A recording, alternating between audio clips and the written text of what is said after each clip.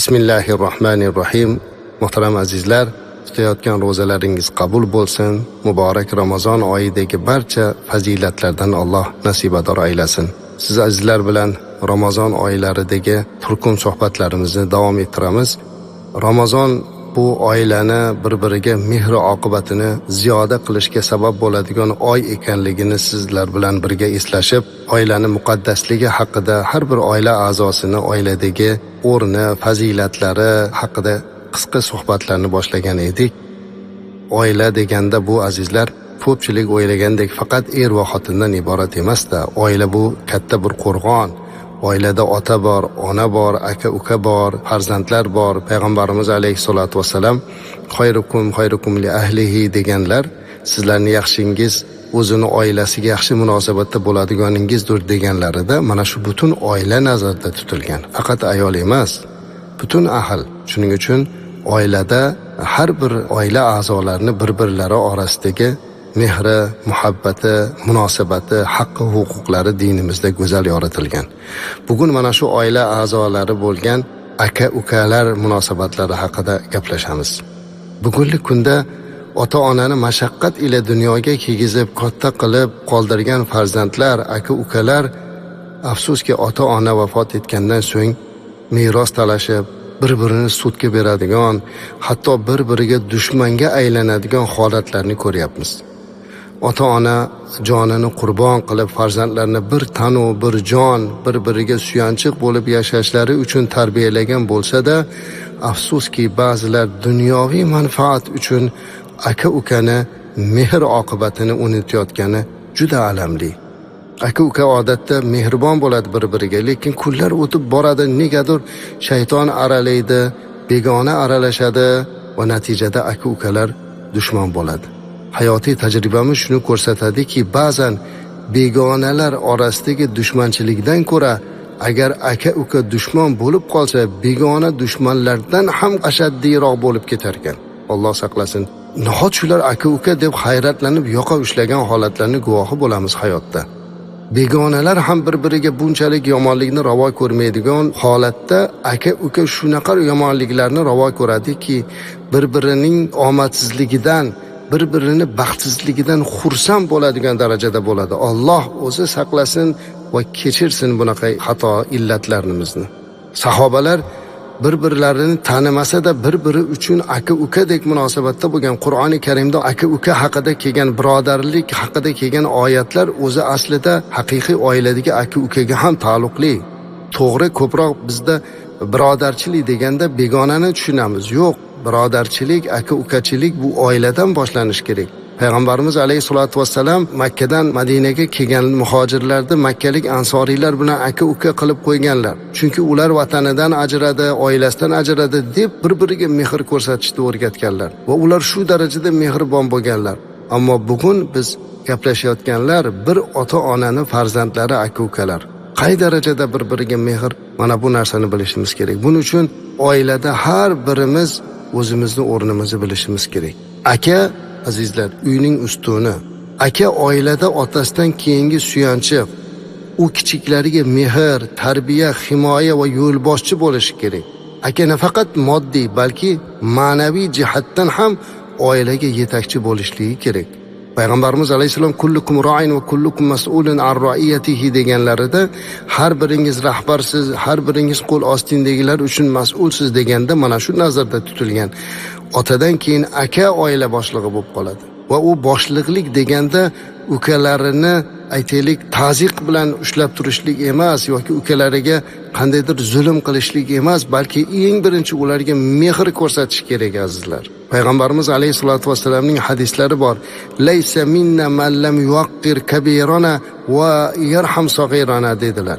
Kattalarni hurmat qilmagan, kichiklariga mehr ko'rsatmagan odam bizdan emas deyapti. Ya'ni bizni ummatimiz emas deyaptilar Payg'ambarimiz alayhisalom. Payg'ambarimiz sollallohu alayhi vasallam Madinaga hijrat qilgan muhojirlarni mahalliy ansoriylar bilan birodar qilib qo'yganlarida ular shunchalik bir-birlarini yaxshi ko'rib, aka-ukaday munosabatda bo'ldilarki, o'z uylarini, boyliklarini, hatto meroslarini ham bo'lishga tayyor bo'ldilar. Anas bin Malik radhiyallohu anhu rivoyat qiladilarki, Ansoriylar muhojirlar bilan o'zlarini bor yo'g'i bilan bo'lishardilar. Ular mollarini ikkitaga bo'lib, yarmini muhojir aka-ukalariga berdilar dedi. Imom Buxoriyda keladi bu. Qarang, o'zi aka-uka emas, ma'naviy aka-uka qilib qo'ydi payg'ambarimiz alayhisalom. Mana shu aka-uka bo'lganlar bir-birini tanimagan bo'lsa-da, bugun aka-uka bo'lib, bugun molini yarmini kecha uka bo'lgan ukasiga yoki akasi birodariga berishlikka rozi bo'lgan ekanlar. Bizlarda-chi azizlar, aka-uka bir ota-onani farzandi. Ota-ona hamma farzandini yaxshi ko'radi, bir xil ko'radi azizlar. Ba'zan farzandlar o'ylaydiki, ota-ona akamni yaxshiroq ko'radi, ukamni yaxshi ko'radi deb o'ylaydi-da, o'sha hasad boshlanadi. Yo'q azizlar, unaqa emas. Aslida ota-ona ham mana shu narsani bilish kerakki, shuning uchun ham islomda farzandlar orasida adolat munosabatini qo'yish kerak. Farzandlarga adolat bilan hammasiga bir xil ko'rishlik kerak. Aslida mana shu islom talabi. Adolatni buzmaslik kerak.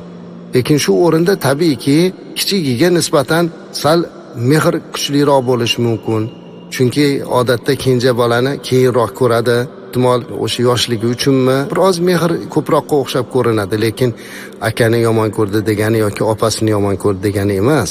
Ularga chiroyli munosabatda bo'lish kerak. Yusuf alayhisalomning aka-ukalari qilgan xatoligini qilmaslik kerak. Yusuf alayhisalomning aka-ukalari otasi Yusuf alayhisalom va ukamizni bizdan ko'ra yaxshi ko'radi deb hasad qilib, Yusuf alayhisalomni olib borishib o'sha quduqqa tashlab yuborishdi-ku. Otasiga kelib yolg'on gapirishdi, o'g'lingizni bo'ri yeb ketdi deb. Allohning marhamati bilan Yusuf alayhisalom quduqdan chiqdi, Misrga ketdi. U yerda qancha qiyinchiliklarni boshlaridan o'tkazdilar. Hatto zindonband bo'ldi. Qancha u yerda qiyinchiliklar va oxir oqibat Allohning marhamati bilan mana shu Misr diyorini vaziri bo'ldi, xazina boni bo'ldi. Yillar o'tib aka-ukalari oldiga kelganda ularni kechirdilar. Qarang, biz esa aka-uka bir-birimizni kechira olmayapmiz. Shuning uchun aka-ukalar munosabatida juda ham chiroyli munosabat qildirilishi kerak. Aka-ukalarning oralaridagi haq va huquqlariga ehtiyot bo'lish kerak. Payg'ambarimiz alayhisolatu vasallam aka-uka haqlarida ko'p gapirdilar. Ular bilan chiroyli muomala qilishlikka gapirdilar. Aka-ukasiga tarbiyachi va homiy bo'lish kerak. Rasulimiz aytadilarki, kimki o'z qarindoshlari bilan aloqani uzsa, Alloh undan uziladi dedilar. Imom Buxoriyda keldi. Aziz aka-ukalar, bir-biringiz bilan aloqangizni uzib qo'ygan bo'lsangiz, sizdan Alloh o'zini aloqasini uzdi deb biling. Alloh saqlasin. Kimki o'z akasidan, ukasidan aloqasini uzsa, Alloh undan aloqasini uzadi dedilar payg'ambarimiz alayhisalom. Buxoriy rivoyat qildi.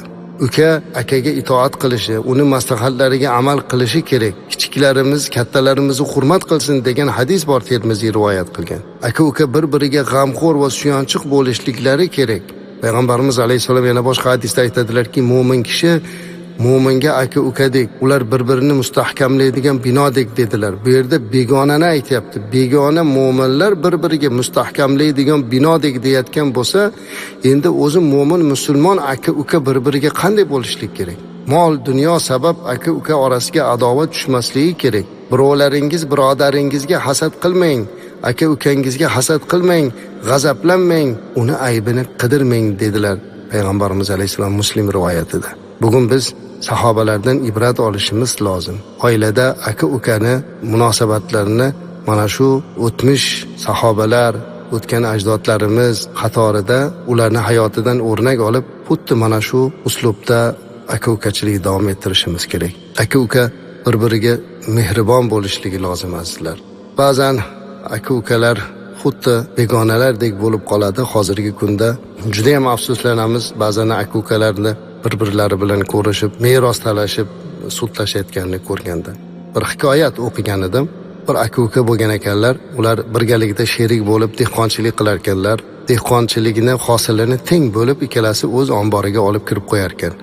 Hosil yig'ilibdi, dehqonchilik qilinibdi, bug'doylarni yig'ib qoplarga solib o'z omborlariga kirib qo'yishgandan keyin kechqurun ukasi o'ylanib qopti-da, akam oilalik bo'lsa, men uylanmagan bo'lsam, akam bechora men bilan tengma-teng mehnat qiladi-yu, yana teng hosil oladi. Bu adolatsizlik emasmi deb o'ziga ulushidan bir qopini olib akasini omboriga olib kirib qo'yib. Aka o'ylanibdi u yoqda, ukam men bilan teng ishlaydi, o'zi kichik bo'lsa ham harakat qiladi, lekin hali uylanmagan, oila qilish kerak. Adolatdanmi shu bir xil qilishimiz deb ukasiga bildirmasdan akasi bug'doyini olib chiqib ukasini omboriga qo'yar ekan. Bir kuni ikkalasi qop ko'tarib kelayotganda tunda bir-birini ko'rib qolishib va nima gapligini bilgandan keyin aka-uka bir-birini quchoqlab rosa yig'lashibdilar. Bu ularning mehri edi azizlar. Hozirgi kunda esa ba'zan akamiz nima yeyapti, ukamiz nima qilyapti bilmay qolamiz. Alloh bizni kechirsin. Hammamiz to'g'ri o'z oilamiz, bolam, chaqam deymiz, lekin biz aka-ukamiz azizlar. Onadan qolgan meroslar, akangizni yuzlariga qarasangiz otangiz, ukangizga qaraganda onangiz ko'rinadi. Bir-biriga mehr qilishligi, oqibatli bo'lmoqligi lozim. Aka-ukalar ota-onani hayotini mazmuni. Ota-ona mana shu mening farzandlarim bir-biri bilan inoq va ittifoq o'ssinlar, ahil bo'lsinlar deb o'zlarini qurbon qilib bu dunyodan o'tib ketadilar. Shunday ekan, aka-ukalar bir-biri bilan juda chiroyli munosabatda bo'lishliklari lozim bo'ladi. Xulosa qilib aytadigan bo'lsak, azizlar, aka-ukachilik munosabatida ushbu xulosani beramiz. Aka ukasiga g'amxo'r, mehribon, uni himoya qiluvchi, tarbiyachi bo'lishi kerak. Uka akasini hurmat qilishi, uni maslahatlariga amal qilishi kerak. Bir-biriga hasad va adovat emas, mehr va muhabbat qilishi kerak. Dunyo uchun aka-uka munosabatini buzmaslik kerak. Aka-ukani orasini buzishlikka harakat qilishlik ham katta gunoh. Kelinlarimiz buni bilib qo'yishlari kerak. Ba'zan o'zlari bilmasdan aka-ukani munosabatini buzib qo'yadilar. Ularni ba'zi bir harakatlarini bir-birlariga aytib yoki hasaddan aka-uka munosabatini buzib qo'yadilar. Mana shu narsadan aka-ukalar o'zlari juda ham hushyor bo'lishliklari kerak. Alloh taolo barcha aka-ukalarni bu dunyoda bir-birlari bilan ittifoq bo'lib, u dunyoda jannatida jamlanishligini nasib qilsin azizlar. Xonadoningizga fayz, barakot bersin. Assalomu alaykum va rahmatulloh.